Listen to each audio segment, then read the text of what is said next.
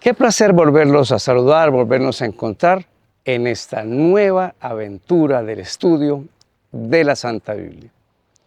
Vamos a enfocarnos durante este trimestre en un tema supremamente importante para nuestro entendimiento de Dios. Dios ha sido muy mal interpretado en todo.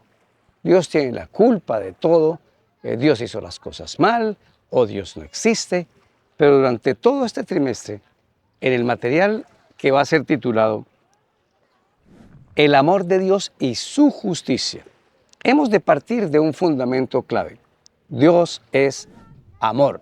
De eso está hecho Él. Esa es su esencia. Si no partimos de ese hecho, comenzamos de una gran cantidad de dudas que van a llenar la mente y el corazón de los seres humanos. Preguntas como, ¿por qué Dios tuvo que hacernos libres y pecamos sabiendo Él de antemano que íbamos a pecar? Preguntas como, si Dios es bueno y si Dios existe, ¿por qué mueren niños? ¿Por qué muere gente inocente? Preguntas, ¿por qué Dios mandó eliminar y matar a los cananeos en el tiempo de Israel? ¿Es un Dios, el que tenemos un Dios sanguinario? ¿Es un Dios vengativo?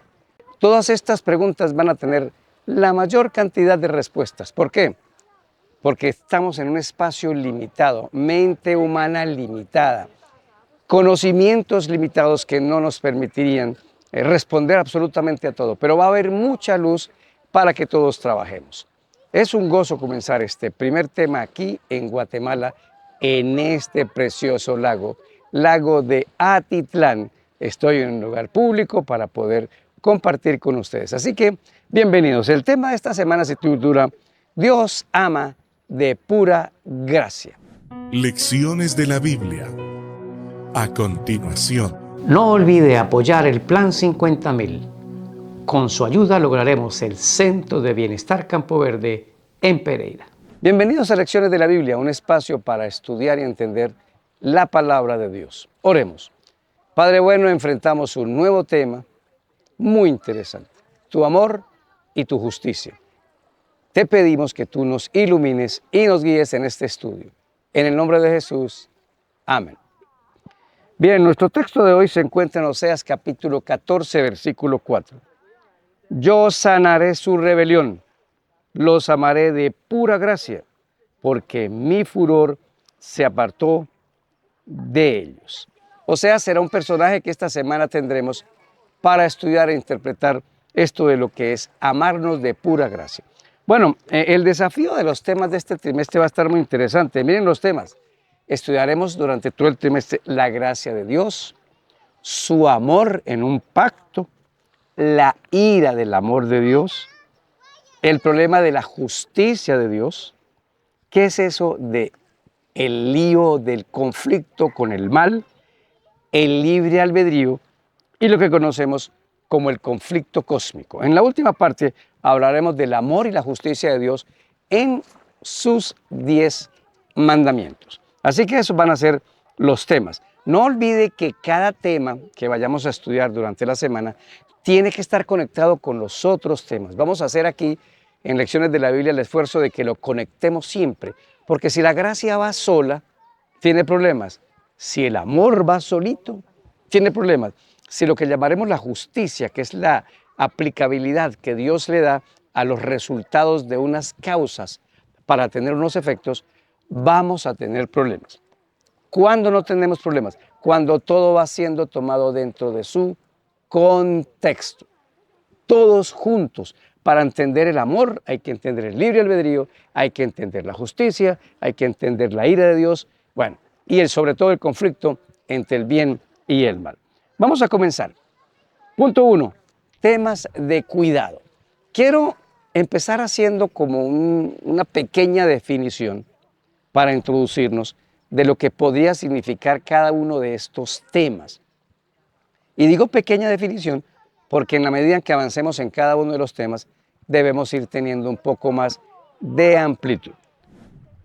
Primero, la gracia de Dios. Efesios capítulo 2, versículo 8. Porque por gracia sois salvos por medio de la fe, y esto no de vosotros, pues es don de Dios. Miren que esto de definir la gracia, que no es algo humano, yo lo he definido así. ¿Qué es la gracia? Que Dios nos ama como un regalo que voluntariamente decide darnos sin que yo se lo pida y sin que yo haga nada para merecer su amor. Eso es la gracia de Dios y lo vamos a ver esta semana algunos ejemplos. Nada más piensen en lo siguiente. Yo hoy me siento consagrado al Señor y le pido una bendición. Él sabe que mañana voy a cometer un error, pero Él es capaz de darme la bendición hoy sabiendo que mañana yo me voy a equivocar. Eso se llama la gracia. Es un regalo que Dios nos da a través del cual Él nos ama sin que yo se lo pida, sin que yo lo merezca. Y la gracia es absolutamente para todos. Segundo concepto, el amor. Primera de Juan, capítulo 4, versículo 8. El que no ama no conoce a Dios, porque Dios es amor. Este concepto yo lo defino así. El amor no es un sentimiento, sí es un principio fundamental, pero va mucho más allá. Este versículo dice, Dios es amor. Eso significa que el amor es una persona. Yo me puedo relacionar con esa persona. La esencia de Dios es el amor. Él está hecho de amor. Él está lleno de amor, porque el amor es una persona. Veamos uno un poco más complicado. La ira de Dios. Voy a leer un texto del libro de Isaías, capítulo 28, versículo 21. A mí me ha ayudado mucho específicamente este texto. Isaías 28, 21. Porque Jehová se levantará como en el monte Perasim, como en el valle de Gabaón. Se enojará para hacer su obra, su extraña operación. Aquí se menciona que el enojo de Dios es una obra extraña en Él y que la destrucción es una operación extraña a Él. ¿Qué es la ira de Dios? Es la reacción de Dios bien equilibrada del conflicto del mal. Es su reacción ante lo malo que ocurre. Es la reacción de Dios finalmente, después de amar a alguien, para que surta un proceso de causa y efecto. Si hay un premio, también hay un castigo. Pero ¿saben cuál es el problema? Que cuando decimos castigo, que cuando decimos la ira de Dios, estamos contaminados por el concepto humano. La ira de Dios no es la rabia humana, no es el concepto humano de con qué ira voy a juzgar y actuar venganza. No, es otro concepto para que cuando Él actúe con la ira de Dios o con este elemento final, es porque ha hecho todos los intentos de amor con un ser humano para salvarlo, para ayudarlo, para cuidarlo. Eso se llama un homomorfismo. Los autores no tienen un elemento divino para poder describir ese tipo de emoción y tomaron la palabra la ira de Dios porque es lo que más se les parece a esa actuación. Pero no es un sentimiento de Dios de odio, de venganza. No, la ira de Dios simplemente es una reacción divina ante el mal, después de haber hecho todo lo posible. Imagínense a un Dios airado que primero nos ha dado a Cristo Jesús en la cruz del Calvario. Eso como que no concuerda, ¿verdad? Todos estos conceptos nosotros necesitamos irlos conociendo y equilibrando, porque de lo contrario vamos a tener un concepto equivocado de Dios. Vamos con otro. Justicia. Jeremías capítulo 33, versículo número 16. En aquellos días Judá será salvo y Jerusalén habitará segura y se le llamará Jehová, justicia nuestra. Bueno, ¿qué es la justicia? Dependiendo del contexto, como cuando usamos, por ejemplo, la palabra espíritu. La palabra espíritu puede referirse al Espíritu Santo, puede referirse a los demonios, puede referirse a los ángeles, puede referirse a un estado de ánimo cuando dice espíritu de cobardía. ¿Sí lo notan? Entonces la palabra justicia no es hacer justicia e impartir justicia lo que le corresponda por premio a cada uno. No solamente eso. Justicia también es llevarnos a la santidad y para eso el ser humano necesita un proceso de cambios. Dios es justo y me da su justicia para que yo sea justo. Es decir, Dios es santo para pasarme su santidad y yo logre ser santo. Y si ustedes lo notan, por eso dice, Jehová es justicia nuestra. Cristo es nuestra justicia. Entonces el término de justicia que vamos a utilizar va a tener un concepto muy amplio, pero lo vamos a tomar de la siguiente manera. Jehová nos quiere vestir con su justicia, me quiere vestir con su santidad. Y aquí el término lo estoy usando más como justicia, es santidad, eso que tiene Dios en él y que me lo quiere compartir a mí. Y finalmente, la palabra libre albedrío. Josué capítulo 24, versículo número 15, dice de la siguiente manera. Y si mal os parece servir a Jehová, escogeos hoy a quien sirváis, si a los dioses a quienes sirvieron vuestros padres cuando estuvieron al otro lado del río, o a los dioses de los amorreos en cuya tierra habitáis. Pero yo y mi casa serviremos a Jehová. Palabras de Josué. Escojan, escojan. ¿Por qué podemos escoger? Bueno, porque tenemos un altísimo privilegio de parte del cielo. Libertad de pensar, actuar y también de hacernos cargo de nuestras consecuencias. El libre albedrío es lo único que hace que nos parezcamos a Dios, a diferencia de los otros seres humanos. Salomón dice en el libro de Eclesiastés que una misma respiración, un mismo aliento de vida tienen los animales que nosotros. Ninguno tiene más que el otro, son iguales, dice ahí. Pero el sello de Dios, esa imagen de Dios que puso en nosotros, es eso de la libertad de elección. En eso nos parecemos al Señor. Él es libre y en esa libertad nos permitió a nosotros comunicarnos con Él, amarlo libremente o escoger libremente pecar. Claro que este concepto fue un altísimo riesgo que el cielo corrió y por eso hoy estamos aquí, porque Adán y Eva decidieron pecar. Eso se llama libre albedrío. Dios me dio a mí la libertad de elegir. Dentro de ese libre albedrío hubo muchas consecuencias para el mundo. Entonces ahora el ser humano peca, se vuelve malo, un hombre libremente se emborracha, agarra un carro y atropella un poco de inocentes y ahora Dios tiene la culpa cuando fue esa persona que usó mal su libre albedrío. Ahora, al terminar estos conceptos son pequeñas definiciones incompletas e imperfectas. Necesitamos seguir avanzando. Usted y yo necesitamos durante este trimestre ir profundizando sobre todos estos temas y nunca los terminaremos de abarcar, porque cuando estemos en el reino de los cielos, gracias a Dios tendremos la oportunidad de tener mucho más conocimiento, más amplitud de mente para poderlo entender.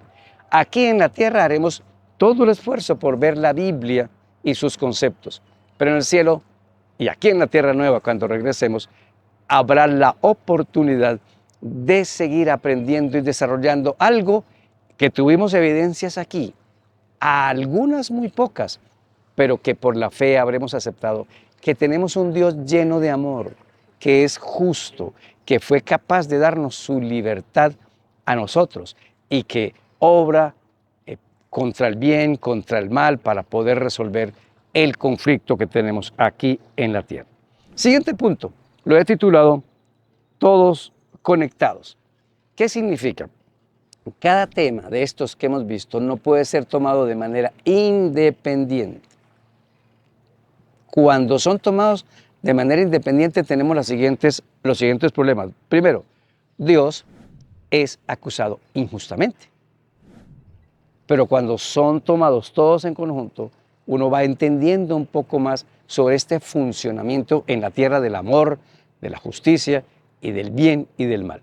Otro problema, si lo tomamos, es que entonces tenemos un Dios desequilibrado, que Dios nos ama mucho en la cruz, pero cuando va a destruir a los impíos en el tiempo del fin o cuando hubo la muerte de todos aquellos que les descendió fuego del cielo, entonces tenemos un Dios malo y perverso.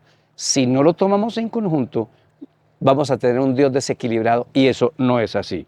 Y otro, tenemos un diablo que acusa y y acusa. A él le interesa que el ser humano tenga un pésimo concepto de Dios. Cuando un hijo aquí en la tierra tiene un pésimo concepto de su padre porque han tenido problemas, o nada más fíjense en un adolescente.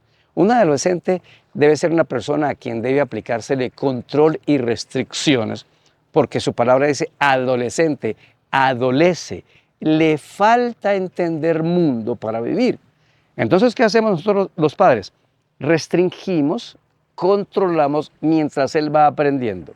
Eso ha hecho que muchos hijos tengan un concepto pésimo de su padre y de su mamá y comienzan a pelearse con ellos y del desafío van pasando a algo que se llama la rebeldía. Y entremos un poco en el tema que nos va a ocupar esta semana, porque esta semana se llama Amor de Pura Gracia y he intentado hacer como una introducción para todo el trimestre, pero hablemos un poquito de este tema, la gracia. ¿Qué es la gracia? Voy a poner ejemplos para que veamos. Un solo ejemplo. En Génesis capítulo 6, versículo 8, y en Génesis 9.1 y 9.20 y 21, encontramos un poquitito sobre lo que es la gracia. Voy a leer de Génesis 6.8. Dios decide destruir la tierra. Pero mire lo que dice la Biblia de Noé. Pero Noé halló gracia ante los ojos de Jehová. Halló gracia, es decir, Dios vio algo bueno en Noé para elegirlo en la construcción del arca y poder salvar al mundo. Es decir, Dios vio algo bueno en él. Pero miren lo que dice Génesis capítulo 9, versículo número 1. Bendijo Dios a Noé y a sus hijos y les dijo, fructifíquense, multiplíquense y llenen la tierra. Óyeme, otra vez Dios viendo con buenos ojos a Noé. Miren este incidente en Génesis capítulo 19, Génesis 9, versículo número 20.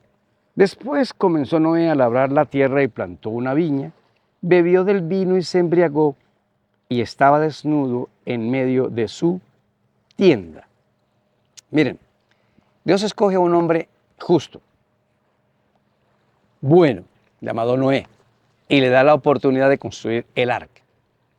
Y se salva su familia. Más gente no se salvó por el libre albedrío, porque no quisieron entrar en el arca. Entonces, después de que sale del arca, se emborracha. Pero Dios lo sigue amando. Dios fue capaz de elegir a un borracho antes para que fuera el salvador, entre comillas, del mundo conocido construyendo el arca. Esa actitud de parte de Dios, de que aunque conoce todo lo nuestro, hacia adelante y hacia atrás, nos escoge, nos cuida y nos ayuda para seguirnos cultivando y ayudándonos, se llama la gracia. Por supuesto, Noé se arrepintió y fue perdonado, pero me refiero a que es capaz Dios de vernos en todos los aspectos, conoce lo nuestro íntimamente, conoce que yo por fuera soy un tipo bueno, pero por dentro soy un tipo malo, y aún así sigue dándonos su amor. Ese concepto es lo que vamos a estudiar esta semana, conocido como la gracia. Nos ama sin merecerlo, nos ama sin que se lo pidamos, nos ama aún sabiendo que vamos a cometer errores, pero Él nos seguirá trabajando en el corazón para perfeccionarnos. Ahora miren estos textos, ustedes los pueden estudiar. Efesios capítulo 2, versículo 8. Por gracia es que vamos a ser salvos. Es decir, que el ser humano no es salvo porque hace algo bueno, sino porque Dios lo elige cuando el ser humano toma la decisión. Por gracia somos salvos. En 2 Corintios 12, 9, Pablo tiene una enfermedad. Dios le dice, no te voy a sanar, pero te voy a dar mi gracia, mi compañía, mi amor contigo todo el tiempo. Hebreos capítulo 4, versículo 16, ¿se acuerda? Acérquense al trono de la gracia, que el ser humano no puede tener la desconfianza de que Dios me va a rechazar, yo pequé y Dios no me va a ayudar. Lo siento, Dios está lleno de gracia. Ven a Él como el hijo pródigo vino todo sucio a su padre. Y primero sí voy a leer este versículo. Juan capítulo 1, versículo número 14, en donde escondió Dios la gracia para dársela al ser humano. Ese texto lo estudiamos en la lección anterior, pero aquí lo voy a leer porque yo no le había prestado atención. Dice, Y aquel Verbo fue hecho carne y habitó entre nosotros y vimos su gloria. Gloria como del unigénito del Padre, lleno de gracia y de verdad. Dios envía a Cristo lleno de gracia, de esa capacidad para amarnos. Vamos a aprovechar la gracia de Dios para acercarnos plenamente a Él. Bueno, qué bueno será este trimestre poder estar juntos compartiendo con ustedes una temática que nos va a dar a conocer más a Dios, a acercarnos más a Él, y no olvide estudiar siempre sus temas. Soy Daniel Herrera y deseo para todos un día lleno de bendiciones.